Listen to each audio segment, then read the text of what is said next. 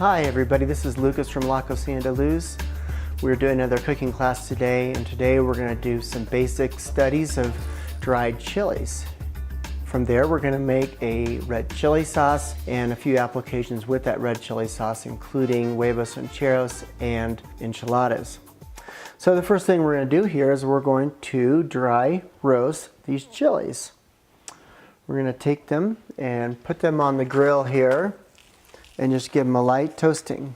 The first is the ancho chili, which has a great depth of flavor, reminiscent of prunes or raisins, even some might say leather or tobacco. Very complex flavor that balances very well with the guajillo chili, dried form of either the chilaca or the New Mexico chili. Now this chili has a little more subtle nuances. It's got more of a citrus or orange or apricot nuance. For a little extra punch, a little bit extra heat, a little bit of extra smoky flavor, we're going to add the chipotle chili, which is made from the jalapeno. Most of the Mexican jalapeno crop go to making a chipotle chili. They dry smoke these and they're very good, a lot of flavor. So here are these ancho chilies.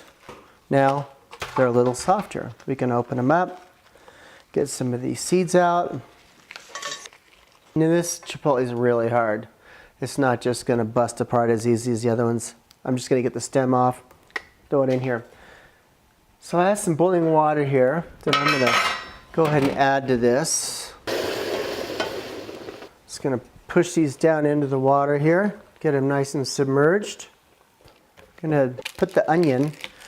Doesn't need to be cut small or in slices or anything. We're just going to rough chop it and toss it in there. We're going to put some garlic in there as well. And we'll just throw whole cloves in there. Don't want the garlic to overpower the sauce, but we want its presence to be known. Now, the tomatoes.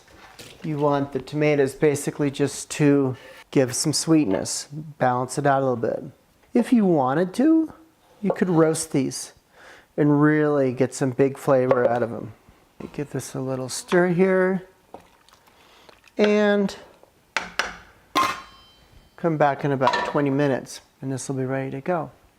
So here are the chilies, softening up nicely. Flavor starting to marry. So we use a burr mixer at La Cocina De Luz, but here we're going to use a household blender. We'll put these chilies right in here. When you blender something that's hot, be careful because it's going to cause pressure for the lid here to go up. So I'm going to start by pulsing it a little bit first, and then going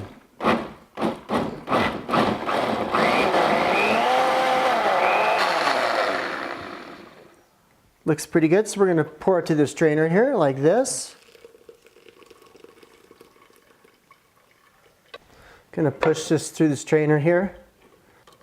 And this has a very complex yet bright smell to it. The complex being the anchos, the bright being more of the guajillo in my estimation.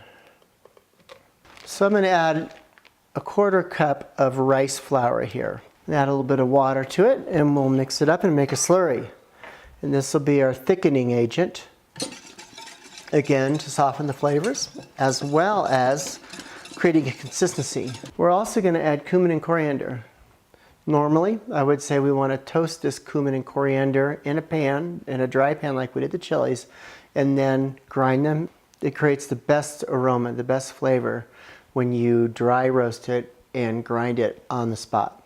So I'm going to add some of this mix into here and a little bit of salt too, important stuff. Because without the salt, we don't have the backbone. We don't have anything to push it up against the flavor to really taste it. It's probably the most important seasoning we can use in food because it brings out the flavor of everything else. Okay, here we go. We got a boil going here. Got a little simmer. I'm gonna whisk this in and thicken this up a little bit. Just a little bit, not a lot. So now what we're gonna do is we're gonna use this sauce to make enchiladas. Time to get messy here.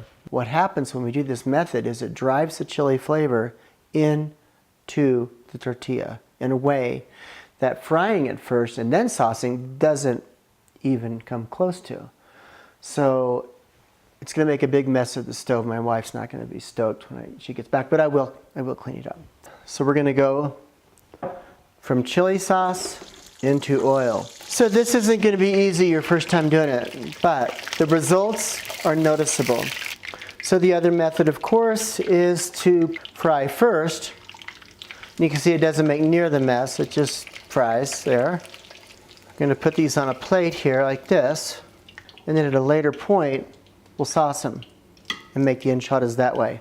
So what we're going to do here is we've got some cheese and chicken and roll up like that. So there we go. 6 little enchiladas in a pan, and we can sauce them up. And I like to go right down the center here, leaving the ends uncovered by sauce so you can really see what's going on. So you'll see also with this cheese, I'm going right down the middle here. So we're gonna put this in the oven here briefly. And while that's cooking, we're gonna make huevos rancheros, folks. Great application for the red chili sauce. And there are some that say huevos rancheros has beans on top of the tortillas. I've looked it up, and according to some definitions, huevos rancheros is just tortillas, eggs, sauce, and cheese. Huevos a la hacienda has tortillas, beans, then the eggs, and sauce, and cheese. We're going to go ahead and go with huevos a la hacienda, just for those who like to see beans on their huevos rancheros. Okay, our eggs are done here. Sauce them, a little cheese, and then we're going to put a little bit of sour cream on here. A little, he said. Okay, and some pico de gallo. Now, here are the huevos rancheros. And now let's see about those enchiladas. Here we are, enchiladas. All right, so you can put a little pico de gallo on here, a little sour cream, and you're good to go. Just to recap, everybody, we just finished working with dried red chilies, the ancho, the guajillo, and the chipotle, and learned to make a red chili sauce. Then we made huevos rancheros and enchiladas with that sauce. Happy cooking. Have fun. Thank you.